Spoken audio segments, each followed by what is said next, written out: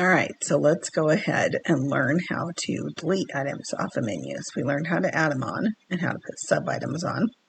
So deleting an item off a menu is really easy. So right here we have projects. You can see this one's a page because it has that little page icon here on the left next projects. Now the anchor icon is just a anchor link on the main page. So this is anywhere you want to just have a link inside of a page. But we're going to go ahead and remove these for now because we're going to do a few different things with it later. So to remove it, you just click on the three dots on the right and we just go ahead and delete. So you can see that one is deleted. Now another option you can do if you want to keep the link on there but you're not wanting to have it on your menu for now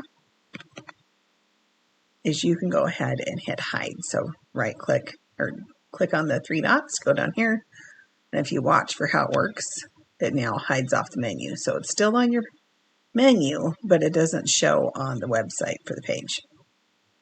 So that is another option for going ahead and not having those on the menu. So we're actually just going to go hide those other three because I might do something with them later. But that is how you go delete or hide an item on your menu. And then once again, if you want to add something, you just come over here and click add. And I'm going to go ahead and add a contact page on here.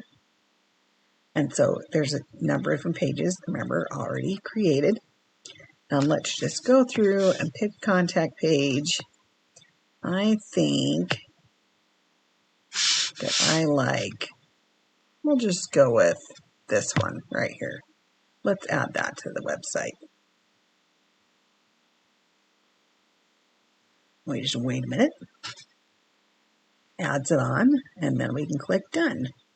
And then you just drag and drop it down here to the bottom because I want it down at the end. So that is how you go ahead and delete and hide, and then add again on a page to your website.